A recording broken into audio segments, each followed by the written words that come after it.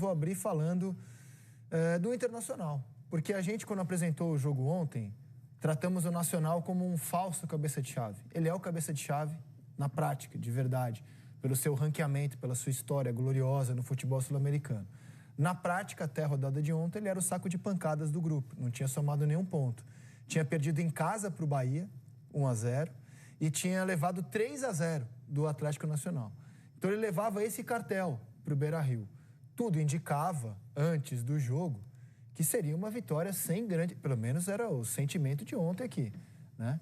O Nacional somou seu primeiro ponto. Tudo indicava que seria uma noite tranquila do Internacional jogando em casa. E o jogo, desde o começo, mostrou exatamente o contrário. Vamos rodar os melhores momentos, porque quando o Inter acordou, já estava 2-0, com 10 minutos de jogo. 2-0. E dois gols que iniciam, assim, na minha opinião, de desatenção, né? Esse daí a gente vê, a posição era legal, mas a zaga toda sai e o Milan... Não, mas é o Milan que faz o gol, né? O jogador do Nacional, que não sai. livre, faz o 2-0. Esse gol, o segundo gol, sai com 10 minutos num erro de passe do Alan Patrick no meio-campo. A gente vê, a zaga tá vindo toda correndo para trás, toda desmontada, e aí tem o uma bode... falta de comunicação também, né? Porque você tem o zagueiro e o volante chegando, se eles comunicassem, o cara entrou no meio dos dois. Eu achei que faltou o Bruno Henrique fechar aquele espaço um pouco mais por dentro. Exatamente. A gente tá vendo essa câmera excelente que mostra a movimentação exatamente do bode e do Bruno Henrique. E como o Bruno Henrique dá uma desacelerada e a bola vem exatamente nesse buraco. E aí, isso aí já sai no final, né? No final do primeiro tempo, mas na minha opinião aí uma falha do Antony, goleiro do Internacional. Acho que era uma bola, embora tenha ali, o Ener Valencia não chega a tocar na bola, mas era uma bola que no reflexo ali o goleiro teria Concordo, que... mas nesse caso também o Ener Valencia ele erra demais. Ele tá muito mal posicionado. Porque se ele fica parado onde ele tem que estar parado, ele tira a bola de cabeça. Ele dá uma volta estranha. Exatamente, ele dá uma volta estranha. Mas assim, foram 3 gols no primeiro tempo, que na minha opinião, assim, de falhas do Internacional. Nesse meio tempo, a gente teve uma sequência de gols anulados, de pênaltis não marcados do Internacional, onde, na verdade, acabaram sendo bem anulados, porque foram pênaltis, foram faltas mais com impedimento. E aí, no segundo tempo, vem o Internacional com a postura completamente diferente, muito mais ligado. Esse aí entrou muito bem no jogo, o Romero consegue um lançamento fantástico para o Bernabé, que tinha ido mal no primeiro tempo. O Bernabé não fez um bom primeiro tempo, sobretudo defensivamente, dando muito espaço pelo lado esquerdo no segundo tempo, quando o Inter passa a ter volume, passa a jogar mais ofensivamente. Ele, como é um lateral de muita projeção, obviamente, passa a aparecer mais no jogo. Fernando também, mais uma vez, esse menino de 25 anos, né? O Fernando. Esse garoto de 25 anos, mais uma vez, corre pra caramba, né? Correndo muito mais que, de fato, os meninos de 25 anos. Porque muito se fala de atleta mais experiente, né? O atleta tá aí, um atleta tão experiente que corre mais do que meninos de 25 anos. Se a gente for olhar ali... Deixa eu ver a idade dele certinho aqui. 36, eu acho, 36, 37. Não, se a gente for olhar essa espinha dorsal ali do meio, do Internacional... 37 anos. Então, essa espinha dorsal do meio... Vai fazer 38 em julho, cara. Isso aí. Essa espinha dorsal do meio é Fernando, Bruno Henrique, que é experiente também, 35. Alan Patrick e Ener Valencia. Então, assim, são 4 jogadores ali do meio que são jogadores de idade avançada. E no segundo tempo foi exatamente onde o Internacional respondeu melhor. Cara, assim, obviamente é preocupante, concordo contigo, acho que o Internacional tá numa descendente nesse momento da temporada, mas acho que ao mesmo tempo o torcedor, quando olha pro segundo tempo que o Internacional fez, olha e fala assim, cara, meu time tem da onde tirar, tem peça, tem trabalho. Não foi uma reação na descendente, não tô dizendo assim, ó, crise, não, tá sem saída. Vamos colocar os últimos 9 jogos. É que o time, naturalmente, deu uma queda. Mas com atuações ruins também. Não jogou bem contra o Flamengo, não jogou bem contra o Palmeiras, por exemplo. Contra o Grêmio também não foi um bom jogo. Esse é o momento do Inter, né? De 2 vitórias nos últimos 9 jogos. Depois eu vou mostrar a lista pra vocês e vai dar pra ver certinho quando jogou bem, quando não jogou mal, não vence a 4 partidas. Não jogou mal contra o Palmeiras, perdeu. Foi um jogo bem equilibrado. Perdeu. É o 12º no Campeonato Brasileiro. Embora a distância não seja nenhum absurdo em nenhum momento, é o 12º. E na Libertadores lidera, mas poderia ontem perfeitamente ter conquistado a vitória, né? Era um jogo para se ganhar em casa e não ganhou. O empate do Fernando saiu aos 27. O Inter teve ali 20, 25 Acho que tem um detalhezinho depois disso que então, olhando aí, final do Gaúcho. Beleza, foi no Campeonato Gaúcho muito bom. Jogou super bem contra o Flamengo, especialmente no primeiro tempo. No segundo foi dominado. Mas essa final contra o Grêmio aí já não foi um grande jogo, já tinha vantagem, né, cara? Jogou com o regulamento embaixo do braço, né? Contra o Bahia, eu acho que jogou bem contra o Bahia. Aí contra o Cruzeiro Mas o Bahia já foi melhor. Bem melhor foi um jogo equilibrado, né? Que, inclusive, nós conversamos aqui, tinha sido até então o melhor jogo, né? Da Libertadores. Verdade. Foi muito bom o jogo. Aí Foi perdeu bom pra jogo. ontem, né? Exatamente. Foi bom o jogo. E assim, foi na casa do Bahia o jogo, né? Sim. Aí, contra o Cruzeiro, com um jogador a mais, né? Quando tava 0-0, o Cruzeiro teve um jogador expulso, atropelou, tinha um jogador a mais. Não tomou conhecimento do Atlético Nacional. Mas aí tem um detalhe desse jogo que é muito importante. O Inter vencia por 1-0. Era um jogo que o Atlético estava melhor do que o Inter. E o melhor jogador em campo foi expulso, o Inestrosa, com a ponta direita do Atlético Nacional. E aí o jogo se abre. Perfeito. Eu acho que o Inter, Rizek... Então foram 2 jogos seguidos com um jogador a mais, de 3-0. Sem querer te cortar... Só terminando a lista. Vai lá, segue aí que eu vou... Aí empatou com o Fortaleza, não jogou bem. Perdeu do Palmeiras, um jogo equilibrado, bem equilibrado. Poderia ter acontecido qualquer coisa naquele dia. Não jogou bem contra o Grêmio. E eu acho que fez o primeiro tempo desastroso ontem. Diga, Coutinho. Não, é que eu acho assim, o Inter não é que ele... o trabalho caiu de produção, né? Isso. Acho que tem 2 coisas aí. Primeiro, o nível maior dos adversários está enfrentando em relação ao que jogava no Campeonato Gaúcho. Esse é um ponto importante. Segundo, o Inter passou a ser um time mais conhecido. Os adversários estudam e se preparam melhor para encarar o Inter. E tem também oscilações do próprio Inter, né? Não dá pra gente excetuar isso, tirar. Tem alguns jogadores que não estão também. Por exemplo, os 2 atacantes. Acho que nenhum dos 2 vive um grande momento. Nem o Ener Valencia, nem o Rafael Borré. Né? Ontem, por exemplo, algumas jogadas, né, que não se revelaram chances por decisões erradas que eles tomaram, erros técnicos que eles tiveram ali na jogada. Para mim, ontem, no final do jogo, tem 2 substituições que o Roger faz, que provavelmente ele fez por questão de cansaço. A saída do Wesley e do Bernabé... Ele falou que foi cansaço. Ele falou que foi. Foi determinante pro Inter não conseguir virar o jogo, porque eram jogadores que estavam conseguindo levar vantagem, né, mesmo cansados. E aí entraram o Natan, e aí adiantou o Vitinho, que estava jogando na ala, e o Vitinho foi jogar no ataque. E o Ramon do lado esquerdo, que assim, são jogadores que ainda não estão maduros ainda para entrar no time do Inter e fazer a diferença num jogo como o de ontem. Então acho que assim, tem isso. E queria voltar só um pouquinho. O Nacional, Felipe citou a questão da camisa do Nacional, que é importante de falar, mas o Nacional melhorou em relação ao jogo contra o Bahia. Ontem, para mim, a estratégia inicial do jogo foi executada perfeitamente. Uma linha de 5, outra linha de 4, um jogador à frente, que era o Nico Lopes. Você não via a linha de defesa baixar tanto para jogar próximo do gol, matava o espaço entre defesa e meio campo, roubava a bola e saía em muita velocidade. Usaram muito as costas do Bernabé. Porque o Inter, o que ele faz geralmente? Muito, né? Ele projeta o Bernabé para dar largura no campo pela esquerda. O Wesley estava pela direita ontem e estava fazendo esse papel pela direita. Então há um espaço maior de cobertura entre o quarto zagueiro e o lateral do que há entre o zagueiro pela direita e o lateral direito. Então, cara, era nítido ontem. O primeiro gol é um gol de escanteio, mas a jogada que origina o escanteio é um contra-ataque no setor esquerdo. Os times estão treinando. Os treinadores, eles vão lá e pegam o vídeo dos caras, os caras vê. Vou ver como é que tá o Internacional joga. 10 jogos no Internacional, de como eles estão jogando, como vai ser a nossa estratégia, como é que é? Vai ser em profundidade? Então vamos em profundidade. Vai ser transição? Vai ser contra-ataque? Hoje em dia, com a tecnologia, todos os treinadores estão estudando. Por isso que tem que ter o psicoleta ligado a todo momento. Não é que a gente vai jogar em casa. Às vezes, jogar em casa, principalmente na Libertadores, é mais complicado do que jogar fora de casa. Porque às vezes você vai jogar fora de casa contra um time, os caras vão ter que se abrir no natural, vão ter que propor jogo, vão ter que ganhar o jogo. Querem os 3 pontos. Jogando fora de casa, os caras, de repente, vão fazer um ferrolho, vão armar um ferrolho. É só contra-ataque, é só bola longa. E é muito difícil você, né, atacar, criar jogadas e, ao mesmo tempo, defender contra-ataque. Então, assim, por isso, é muito complicado hoje em dia. Todo mundo estuda futebol. Todo mundo estuda o próximo clube. Então, por isso, nós temos que entender, os clubes têm que entender que tem que estar bem preparado, bem trabalhado para chegar dentro de casa e fazer o papel bem feito. Porque, senão, dormir 15 minutos, acontece o que aconteceu. E os times sul-americanos, claramente, eles estão deixando de lado o campeonato local e se preparando além da conta contra o time brasileiro, que é muito mais forte do que eles. Então, você pega, quando a gente faz aqui raio-x de adversário, quase sempre vem a notícia de que eles pouparam no campeonato nacional deles e estão totalmente focados no enfrentamento contra brasileiros. O primeiro gol que a gente exibiu ainda tem um toquinho de classe do Milan, né? Um toquinho. Golaço. Como ele finaliza, né? Bela finalização dele, né? Aliás, jogou muito bem ontem esse zagueiro, o zagueiro colombiano. E é um gol que é fundamental, porque em cima de tudo que o Coutinho falou, dessa estratégia que o Nacional levou, o jogo acaba ficando muito condicionado quando você consegue fazer um gol com 5 minutos de jogo. Te deixa muito mais confortável para você ter essa estratégia de jogar fechadinho, até porque, naturalmente, a outra equipe vai ter que se expor ainda mais. Aí tá rodando de novo o primeiro gol, né? Com esse toquinho. Difícil de E não deixar a bola quicar. Toquinho bonito. O cara direciona ainda, cara. Golaço. Na câmera de trás do gol dá pra ver perfeitamente como ele se prepara certinho na hora que a bola vem chegando.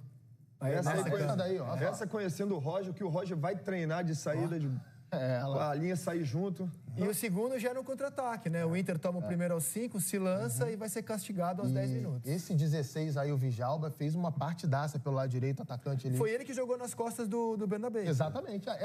Essa jogada, ela exemplifica tudo aquilo que nós falamos aqui. Né? O contra-ataque rápido nas costas. Esse volante que fez o gol aí, o Bódio, é um cara que se solta mais e chega mais na área para ajudar o Nico Lopes. Olha só como é que o tempo de infiltração, a diagonal na primeira trave. O Pedro e o Felipe já falaram aqui do pecado ali entre o Vitão. E vendo ali o Bruno Henrique ainda aponta pro Vitão. E aí é a questão da comunicação. E o Vitão, no caso, fica até vendido, né? Porque se ele sai para fechar o cruzamento ali no meio... Toma nas costas. Então podia tomar no jogador ele de trás. Ele tem que esperar a definição do cruzamento. E o terceiro é um pecado do goleiro, do Antony, né? Rocher não tá jogando desde a partida contra o Flamengo, quando ele se lesiona. E aí ele entrega a bola, ele ajeita a bola. Mas aí eu vou concordar com o Felipe. O Valência também tem um... É compartilhado, ele faz até assim. Você vê o movimento, depois ele até olha pra ele, Valência, olha lá. Ele é o jogador que tá fechando a primeira. É o cara que a gente chama da trave. Isso. Certo? Esse cara não pode sair dali. Não pode passar ali naquela altura. Ele não pode sair dali. Inclusive, quando a gente pega um jogador que vai... Por exemplo, ele jogou ali de perna esquerda, que ele podia... Às vezes tem um jogador que vai bater o corte dali de perna direita, que ele tem que tomar cuidado, porque se o cara é muito bom tecnicamente, aí o cara do pau ele sai da trave, pra, de repente que a bola vai vir aberta, e o cara mete um 3 dedos, que a gente já viu muito disso aí, e é complicado. Esse cara não pode sair. O Ener Valencia saiu dali e complicou demais. Cara, e você falando, eu vi certinho, ele sai, quando ele volta já não dá mais. Entendi. Tem toda a razão. E a origem desse escanteio é um outro contra-ataque pelo lado direito. O Nacional fez isso muito bem no primeiro tempo. Acho que é importante falar, porque assim, é claro que o Inter... Se fizesse tudo o que costuma fazer, ele não levaria os 3 gols, ele não teria tanta dificuldade. Além da desatenção defensiva, que já foi citada, acho que o Inter foi um time muito afobado com a bola. E aí entra muito do que o Felipe está falando de jogar dentro de casa. O Inter vai pegar o Nacional. O que todo mundo falou? O Inter, esse é o jogo mais fácil do Inter. Eu confesso que liguei a TV esperando um passeio. Eu também. Eu não vou condenar quem achou isso, não. Porque o jogo do Nacional contra o Bahia, lá no Parque Central, foi realmente muito fraco. O Bahia dominou o Nacional lá dentro. Agora, de lá pra cá, inclusive, o Nacional trocou de treinador, né? Era o 3º ou 4º jogo desse treinador. Ele tinha estreado contra o Bahia, e esse jogo foi o 3º ou 4º jogo, e o time já venceu no Campeonato Uruguai. Eles tinham tomado 3-0 do Atlético Nacional. Na primeira rodada, não é isso? Isso. Na primeira rodada. Na Colômbia. Aí o treinador anterior foi demitido. Toma de 3-0 fora, toma de 1-0 em casa. Falei, cara, o Inter vai deitar e rolar. Isso aí, o Pablo Pereira, se não estou enganado, que é o novo treinador do Nacional, assumiu. Peirano. Obrigado. Ele é o 3º ou 4º jogo e já dá para perceber uma melhora do time. Ontem até o Roger foi perguntado na entrevista se ele foi surpreendido. Porque nos últimos jogos o Nacional não tá jogando com linha de 5, tá jogando com linha de 4. Ele falou, não, a gente achou que fosse jogar com linha de 5 porque contra o Bahia jogou com linha de 5 também. Só que a execução da estratégia do jogo foi muito boa. E para entrar também no mérito do Inter no segundo tempo, eu acho que a gente tem que citar que o time não entrou em desespero. Não teve bola jogada na área de qualquer jeito, centroavante virando zagueiro com... zagueiro virando centroavante com 15 minutos do segundo tempo. Friamente, que, aliás, é uma característica do Inter. A gente tá falando que tá em viés de baixo, mas é um time que não se desorganiza. Não, porque sabe que tem trabalho. É uma característica do Inter. Sabe que tem trabalho. O Inter do Roger. Se a gente for olhar friamente, o Inter diminui ainda no primeiro tempo com um pênalti, logo 1 minuto, 2 minutos depois que toma o 3º gol. Mas assim, o Inter já tinha tido outros 2 pênaltis. E que foi pênalti, né? Indiscutível.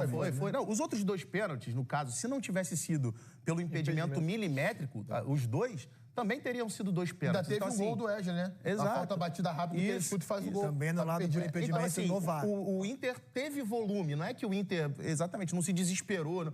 O Inter teve o volume. Para mim, o grande pecado foram, sobretudo, aqueles primeiros 15 minutos ali, onde a marcação do Internacional não conseguiu se achar. E aí, quando você toma 2-0 de cara, jogando em casa, contra um time que se defende bem, que é organizado, complica demais. E para falar daquilo que o Roger fez no jogo, a gente tem que citar primeiro a troca de lado do Gabriel Carvalho com o Wesley.